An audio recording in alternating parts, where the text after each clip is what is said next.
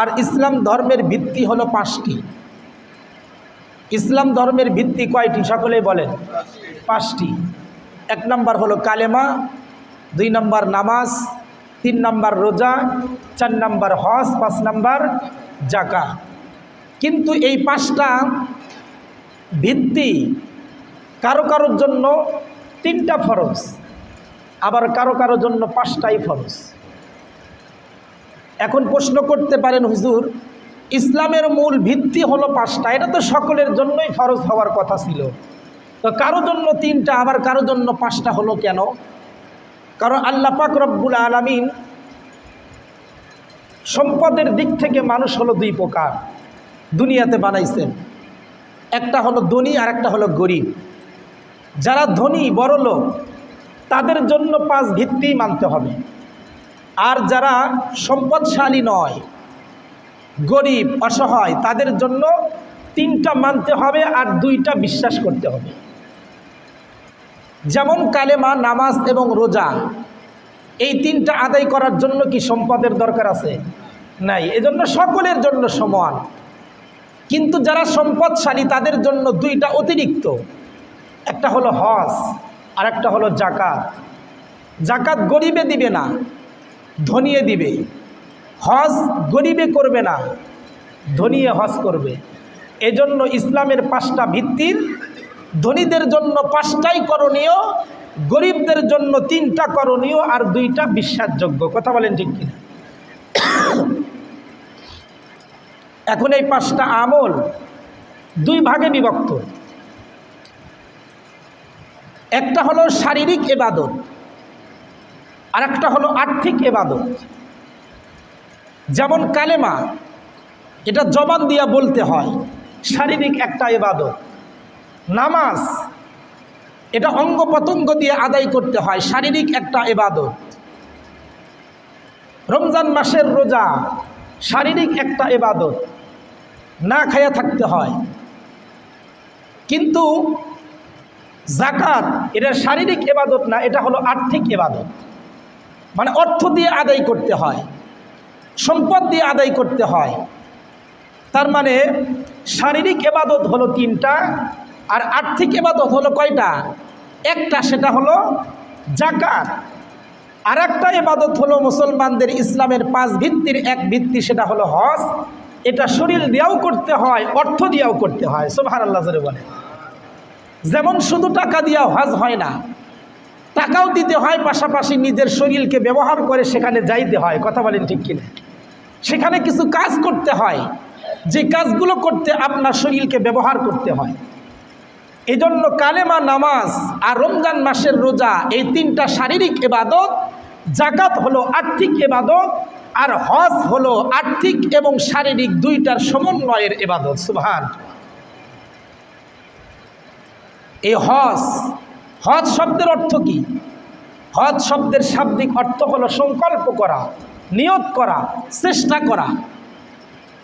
আর এটার পারিভাষিক অর্থ নির্দিষ্ট মাসে, নির্দিষ্ট দিনে, নির্দিষ্ট সময়ে, নির্দিষ্ট জায়গায় নির্দিষ্ট কিছু আমল করার নাম হলো হজ। সুবহানাল্লাহ বলে।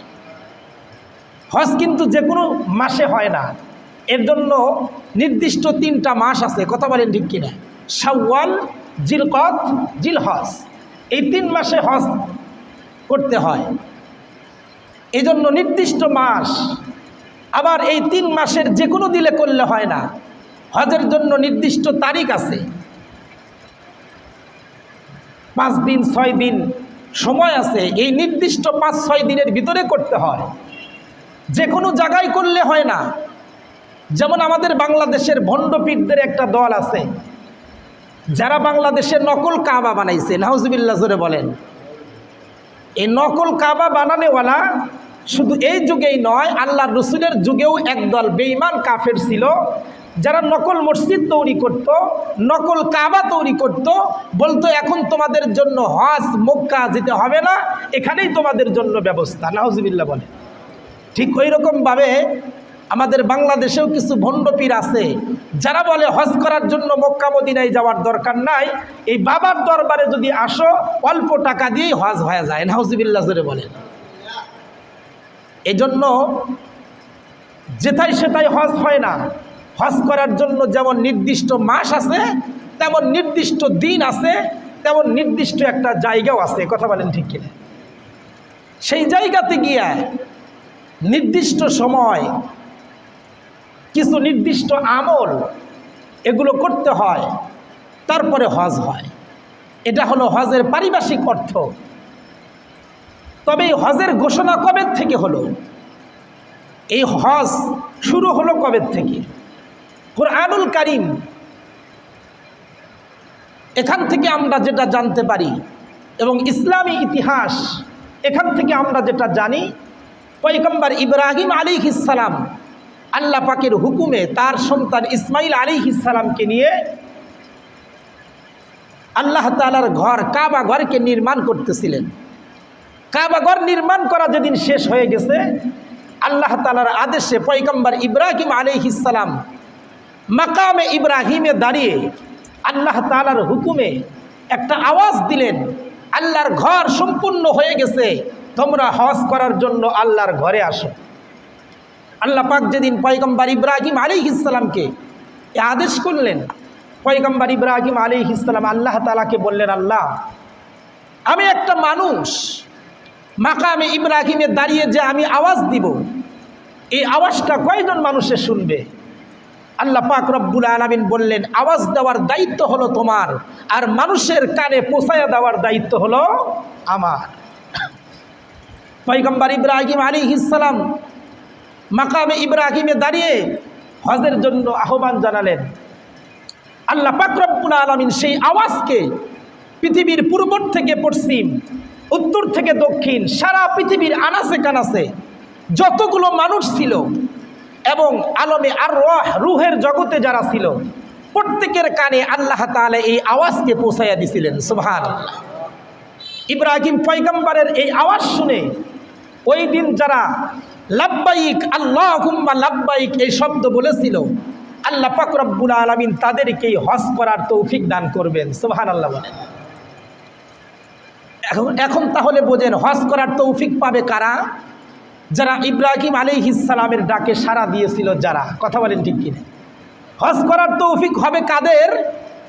ইব্রাহিম আলাইহিস সালামের ডাকে সাড়া দিয়েছিল যারা, অর্থাৎ দুনিয়াতেও যারা বলেছিল লাব্বাইক আল্লাহুম্মা লাব্বাইক, তারাও কোনো না কোনো দিন হজ করার তৌফিক পাবে।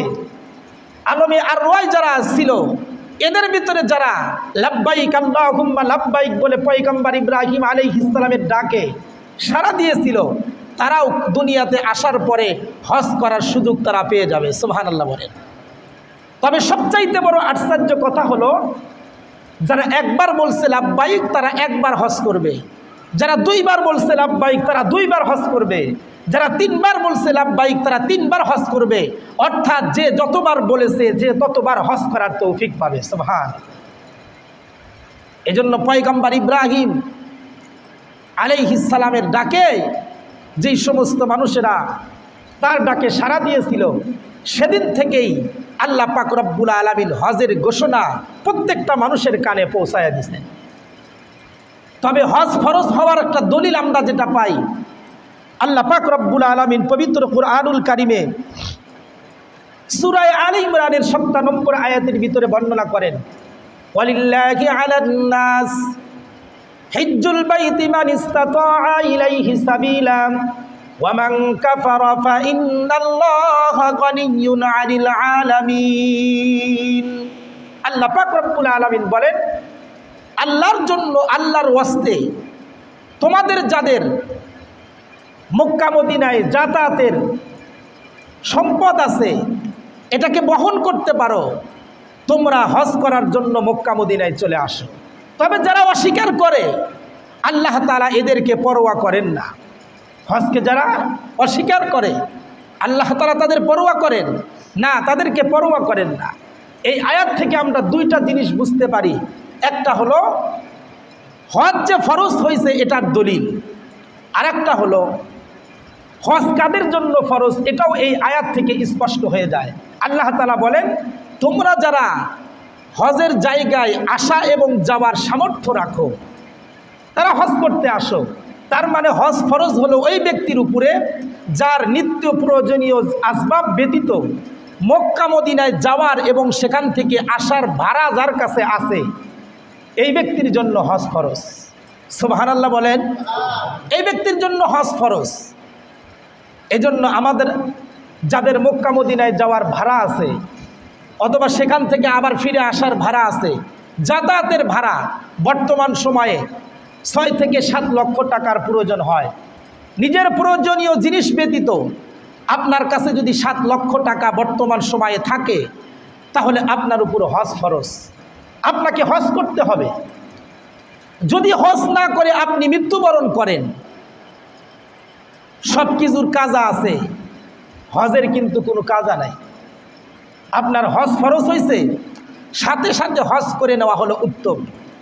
কিন্তু আমাদের দেশের মানুষ মনে করে এত তাড়াতাড়ি হজ করব, আরও কত আকাম কুকাম করা বাদ আছে, এগুলো আগে করে ফেলি তারপরে হজ করব। এগুলো চিন্তা করে মানুষ যে এত তাড়াতাড়ি হজ করে আসলে তো সব 2 নাম্বারই কাজ ছেড়ে দিতে হবে, এজন্য কিছুদিন আগে করে নেই তারপরে হজ করব।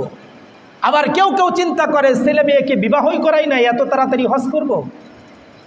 আবার কেহ কেহ এমন আছেন সমাজের ভিতরে মানুষ যেন তাকে হাজি বলে ডাকে, এই জন্য হজ করে। করে কি করে না? এই জন্য হজ করেন।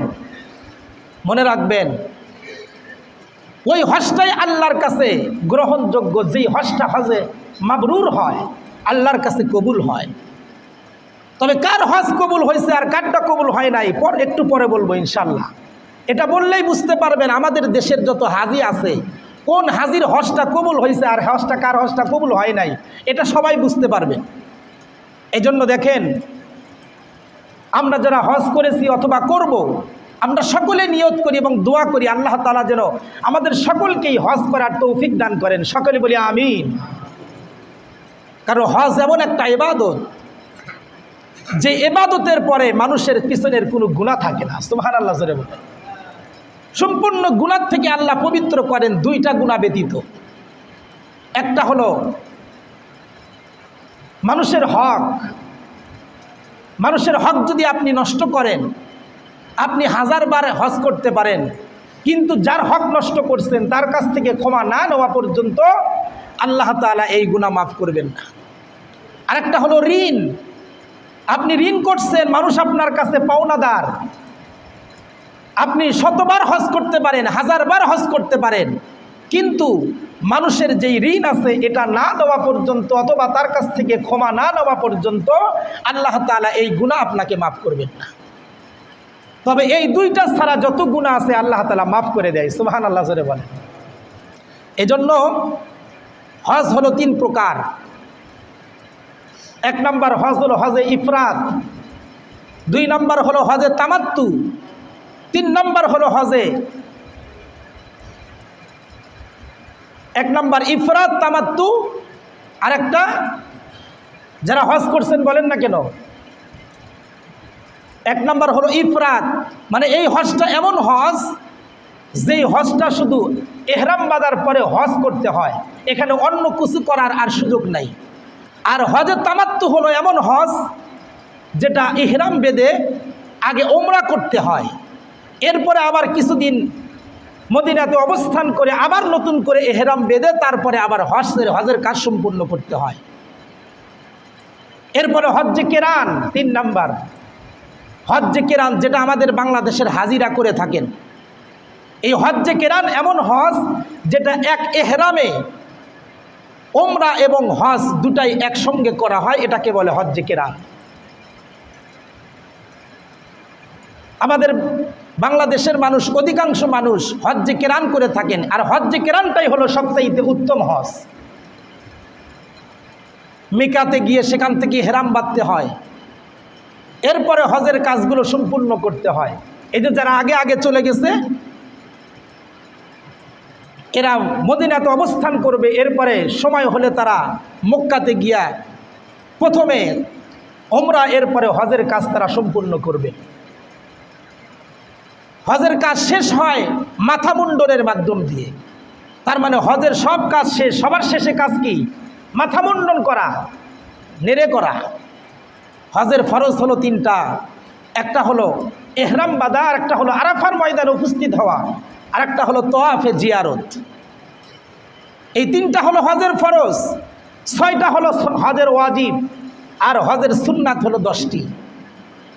সম্মানিত উপস্থিতি, খুব ভালো করে বুঝবেন, আল্লাহ পাক রব্বুল আলামিন যাদের হজ করার তৌফিক দান করছেন, হজের ফজিলত সম্পর্কে হাদিস শরীফে বহু বর্ণনা আসছে।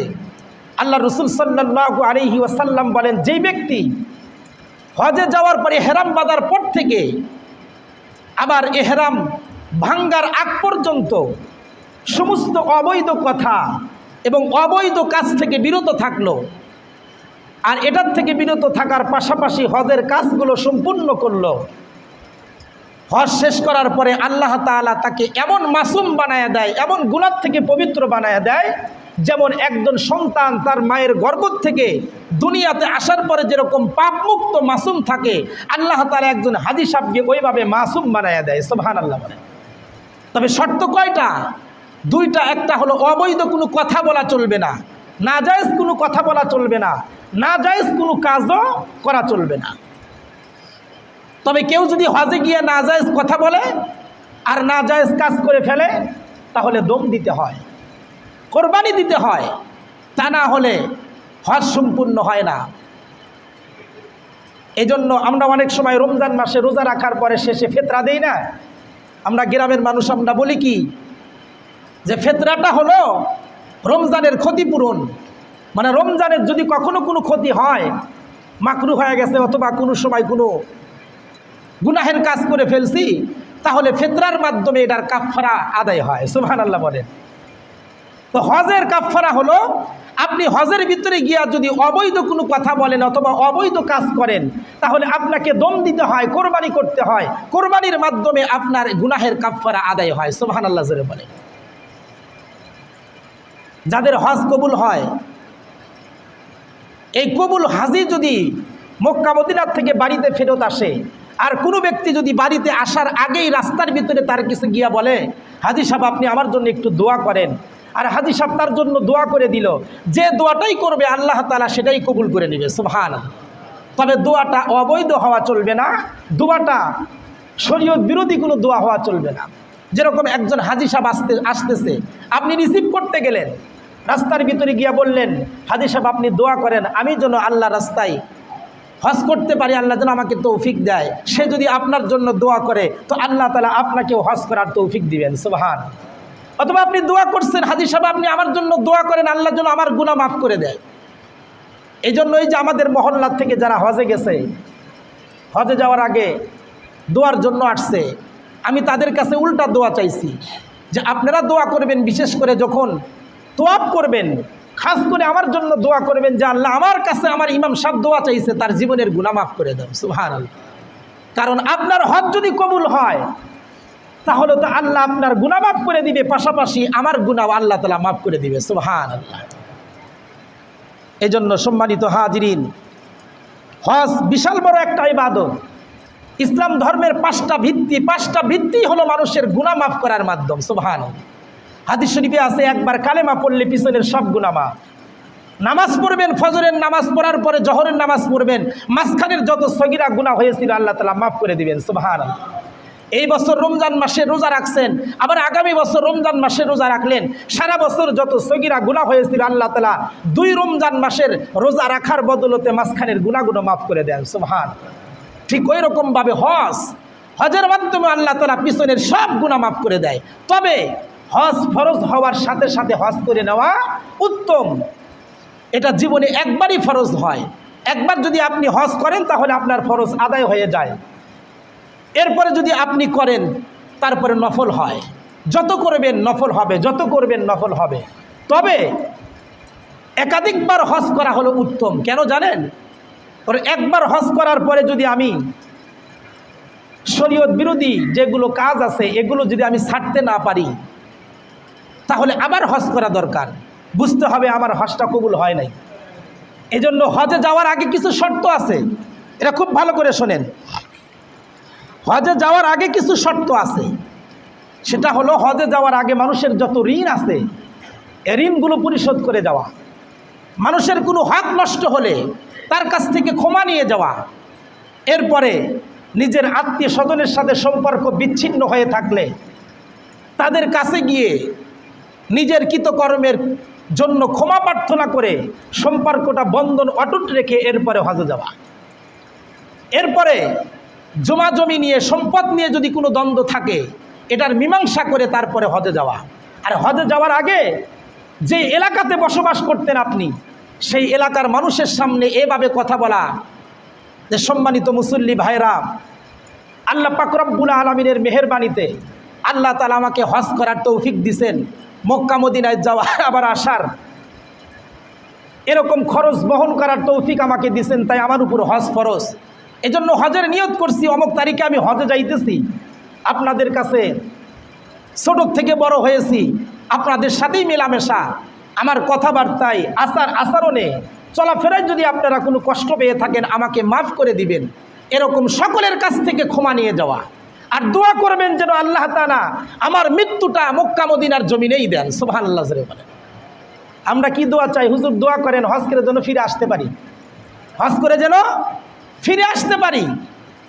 দোয়া চাওয়া এটা, ফিরে আসার দরকার নাই। হজ করতে যাচ্ছি, আল্লাহ জীবনের গুনাহ মাফ করবেন, পাশাপাশি যেন আমার মৃত্যুটাও আল্লাহর রসুলের জমিনে হয়ে যায়। সুবহানাল্লাহ, এ দোয়া চাওয়া। কারণ যদি আপনি হজ করতে গিয়ে মারা যান তাহলে নিশ্চিত আপনি জান্নাতি, এর ভিতরে কোনো সন্দেহ নাই। সুবহানাল্লাহ জোরে বলেন। কিন্তু হজ করে বাড়িতে ফিরে আসলেন, আসার পরে হজের আগেও যা করছেন হজের পরেও তাই করলেন। হজের আগেও মানুষের আল কাটছেন, এখনও মানুষের আল কাটতেছেন। হজের আগেও সুদের লেনদেন, হজের পরেও সুদের লেনদেন। হজের আগেও টেলিভিশনের সামনে বসছেন, হজের পরেও টেলিভিশনের সামনে বসছেন। এখান থেকে বোঝা যায় আপনার হজ কবুল হয় নাই।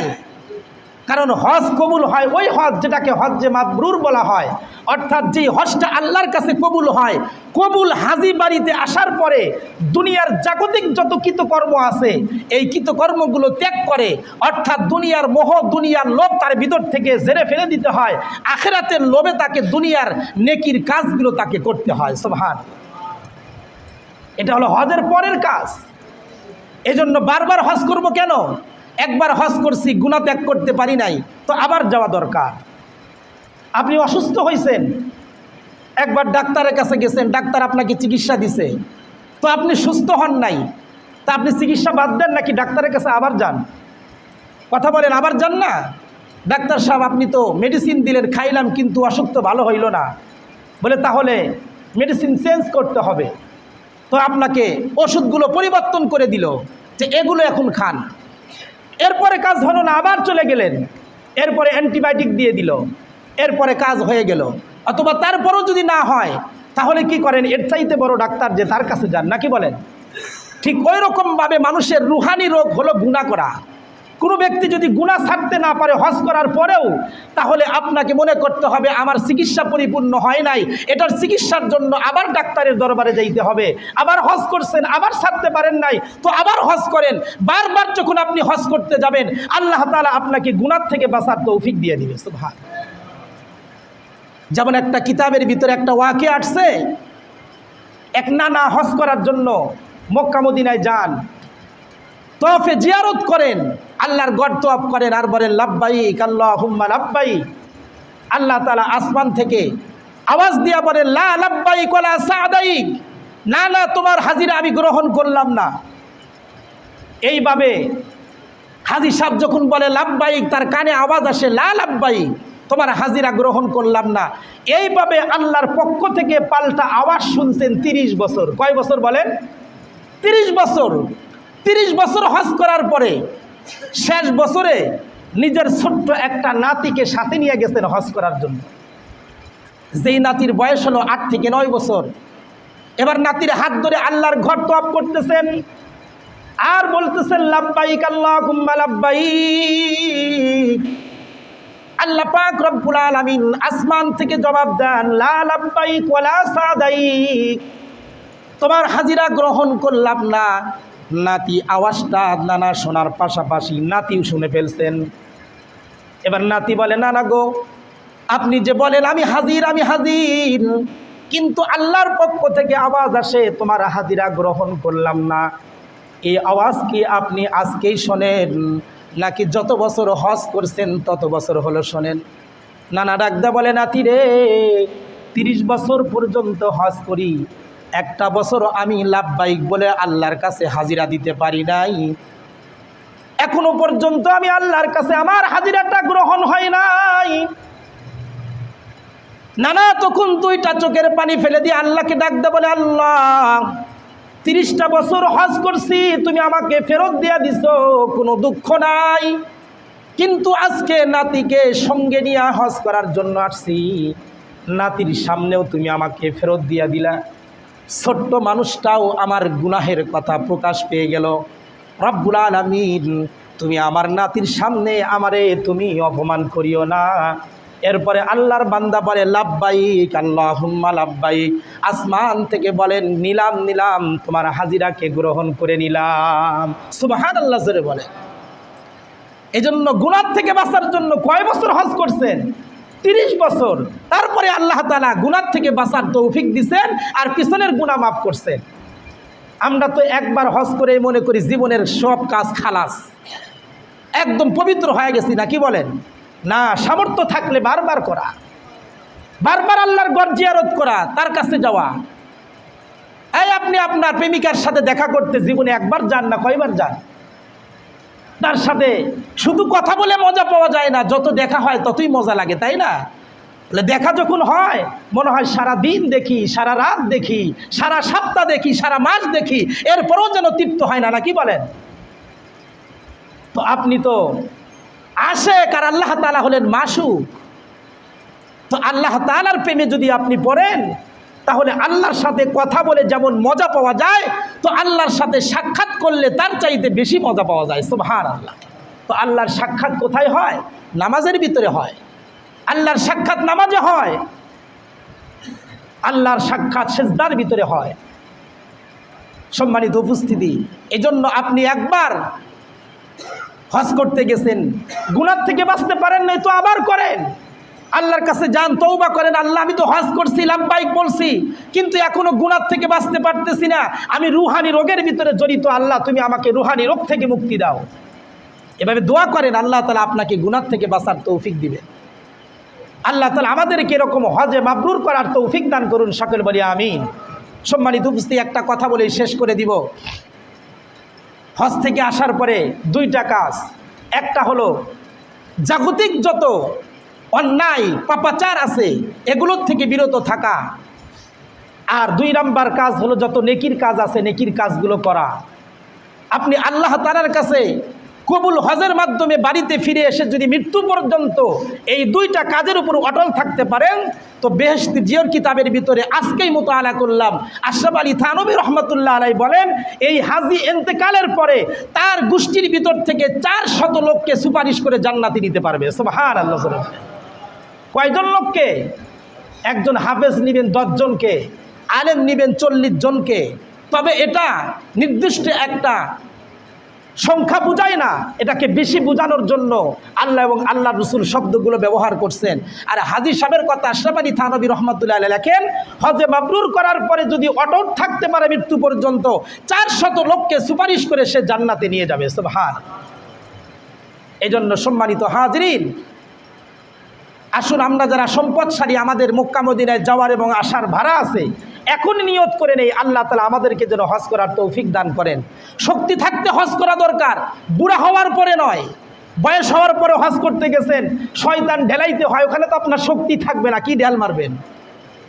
আপনাকে তোয়াব করতে হবে, এরপরে সাফা মারওয়া দৌড়াদৌড়ি করতে হবে, তো আপনার শরীরে শক্তি নাই, আপনি দৌড়াইতে পারতেছেন না, তোয়াব করতে পারতেছেন না, এরপরে আপনি শয়তান ঢেলাইতে পারতেছেন না, শরীরে শক্তি কম, তাহলে হজটা পরিপূর্ণ হবে না। বলেন তো দেখি, যে ব্যক্তি দাঁড়ায় নামাজ পড়তে পারে সে যেরকম সওয়াব পাবে, চেয়ারে বসে নামাজ পড়লে ওই পরিমাণ সওয়াব পাওয়া যায় না। কেন? কারণ আল্লাহর রাসূল বলেন, দাঁড়ায় নামাজ পড়লে ফুল নেকি, আর বসে নামাজ পড়লে অর্ধেক নেকি। ঠিক ওই রকমভাবে শরীরে শক্তি থাকলে হজ করলে যেরকম নেকি, বৃদ্ধ বয়সে হজ করলে ওই পরিমাণ নেকি হবে না, কারণ কাজগুলো পরিপূর্ণ করতে পারবেন না। আপনি যদি সুমা খাওয়ার জন্য পাথরের কাছে যান, হাজরে আসওয়াদের কাছে, তো আপনি যাইতেই পারবেন না। তখন দূর থেকে ইশারা দিয়ে চুমা খাইতে হবে। এজন্য সম্মানিত হাজরিন, আল্লাহ তাআলা আমাদেরকে হজ করার তৌফিক দান করুন, সকলে বলি আমিন। হজ করতে যাবেন, যদি আল্লাহ তাআলা কবুল করেন তাহলে আপনি হাত পাততে দেরি হবে, আল্লাহ তাআলা আপনার আশা পূরণ করতে দেরি করবেন না। সুবহানাল্লাহ জোরে বলেন। যেমন এই যে সকালে দাওয়াত তাবলিগের মেহনতের মুরব্বীরা আসছিল, আমরা যারা এখানে বসছিলাম, একটা ওয়াকে আমি বর্ণনা করছি। এক কিতাবের ভিতর আসছে, দুইজন হাজি হজ করার জন্য মক্কা মদিনার দিকে রওনা হয়েছেন। একজন যাইতেছেন ঘোড়ার পিঠে সওয়ার হয়ে, আর একজন যাইতেছেন হাঁটতে হাঁটতে। তো ঘোড়ার পিঠে যারা ওঠে এদের একটু অহংকার বেশি হয়, কারণ মুরব্বীরা বলেন দুইটা বাহন হলো অহংকারী বাহন, একটা হলো ঘোড়া আর একটা হলো মোটর সাইকেল। মোটর সাইকেলে যখন যায় ওঠে তখন তার হুঁশ থাকে না, সে মনে করে আমি রাজা বাদশাহ হয়ে গেছি। এজন্য অনেক যুবক দেখবেন রাস্তা দিয়ে মোটর সাইকেল চালায়া যায়, ময় মুরব্বীদেরকে দেখে না, যেখানে জোরে যাওয়ার জায়গা না সেখানে গিয়ার দেয়। কথা বলেন ঠিক কিনা? মানে দেখাই দেখো আমি একটা মোটর সাইকেলের মালিক হয়ে গেছি। ও যুবক, আজকে পত্র পত্রিকা আর অনলাইনে তোমরা তালাশ করে দেখো, বাংলাদেশে মোটর সাইকেলের অ্যাক্সিডেন্টে যত মানুষ মারা গেছে তার ভিতরে অধিকাংশ হলো যুবকরা। কথা বলেন ঠিক কিনা? আরে যুবকরা কেন মৃত্যুবরণ করে মোটর সাইকেলে জানেন? কারণ মুরব্বীদের বদদোয়া। এরা মুরব্বীদের সামনে আদবের সাথে চলাফেরা করে না, এই জন্য তাদের বদদোয়া পায়। ছেলেটা কত খারাপ রে, কত উচ্ছৃঙ্খল, মুরব্বী দেখে না কিভাবে মোটর সাইকেলটা চালায়া যায়, এটা একবার মনে মনে বললো তো বদদোয়া হয়ে গেল। এরকম আর একটা বাহন হলো ঘোড়া। ঘোড়ার পিঠে যারা ওঠে এদের অহংকার বেড়ে যায়। তো হাজি তো হজ করার জন্য ঘোড়ার পিঠে উঠছেন, আর একজন হেঁটে হেঁটে যায়। ঘোড়ার পিঠে যে উঠছে বলে, এই কই যাইতেছেন? এহরামের কাপড় পরে। বলে আরাফের ময়দানে যাইতেছি হজ করার জন্য। বলে আমিও তো যাই। এখন ঘোড়ার পিঠে যে সোয়ার, সে পথিককে ডাক দিয়ে বলে, আপনার যে হাঁটার ধরন, আমার তো মনে হয় আপনি আরাফার ময়দানে গিয়ে আবার হজ করতে পারবেন না। তো পথিক তখন ডাক দিয়ে বলে, আপকা ফিকির করো, তোমার চিন্তা করো, আমার চিন্তা করার দরকার নাই। কিছু দূর যাওয়ার পরে ঘোড়ায় সোয়ারি আরোহণকারী ব্যক্তি বাজারে গিয়া কিছু টাকা পকেটের ভিতর থেকে বের করে এই পথিক হাজি সাহেবকে দিতেছে, বলতেছে এই টাকা দিয়ে বাজারে ঘোড়া ছাগল বিক্রি হয়, এখান থেকে একটা ঘোড়া কিনে তুমিও আরোহণ করে যদি মক্কা মদিনায় যাইতে পারো তাহলে যথা টাইমে তুমি হজ করতে পারবা। এবার এই পথিক ব্যক্তিটা উপর দিকে দুইটা হাত বাড়াইছে। এই দেখেন কবুল হাজির দোয়া কেমন কবুল হয়। দুইটা হাত আসমানের দিকে বাড়াইতে বলে, আল্লাহ ওই লোকটা আমার কাছে না তুমি আমার কাছে, ও আমার কাছে না তুমি আমার কাছে। তুমি যদি আমার কাছে হয়ে থাকো তাহলে তুমি আমার দুই হাত ভর্তি টাকা পয়সা দিয়ে দাও। এরকম করে দোয়া করছে, দুইটা হাত বন্ধ করছে, নিচে নামায়া খুলছে, দেখে দুই হাত ভর্তি দিনার আর দিরহাম। সুবহানাল্লাহ জোরে বলেন। তো এবার টাকাগুলো ঘোড়ায় আরোহণকারী হাজি সাহেবকে দিয়া বলে, এটা আমি তোমাকে উপহার দিলাম, হাদিয়া দিলাম, তুমি হজের ময়দানে গিয়া খরচ করতে পারো। তুমি মনে করছো তোমার মতো ফকিন্নির কাছ থেকে টাকা নিয়ে হজ করতে যাব? না না, আমার টাকার অভাব নাই, তবে হেঁটে যাই এই জন্য, কারণ হজের উদ্দেশ্য রওনা হলে প্রতি কদমে কদমে নেকি পাওয়া যায় আর গুনাহ মাফ হয়। এজন্য ঘোড়ার পিঠে যাই না, হেঁটে হেঁটে মক্কা মদিনায় যাই। সুবহানাল্লাহ। এই জন্য হাইটে হাইটে হজ করার দাম বেশি, হেঁটে হেঁটে মসজিদে আসার দাম বেশি। এই যে নামাজের আগে দেখলাম কেউ কেউ অটোতে সইরা মসজিদে আসলেন, নেকি কম পাইছেন। আপনি বাড়ির থেকে উজু করে মসজিদের দিকে রওনা হন, প্রতি কদমে কদমে নেকি হবে, প্রতি কদমে কদমে গুনাহ মাফ হবে। সুবহানাল্লাহ। যার বাড়ি মসজিদ থেকে যত দূরে তার নেকি তত বেশি, আর যার বাড়ি মসজিদের যত নিকটে তার দায়িত্ব তত বেশি।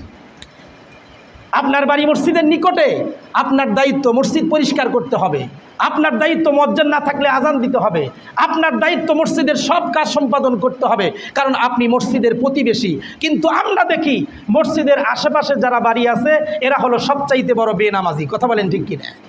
এই জন্য সবচাইতে বেশি শাস্তি হবে এদের, যাদের বাড়ি হলো মসজিদের নিকটে কিন্তু নামাজ পড়ে না। আর দূরওয়ালাদের সওয়াব বেশি কেন? যত বেশি হাঁটবে তত বেশি নেকি হবে।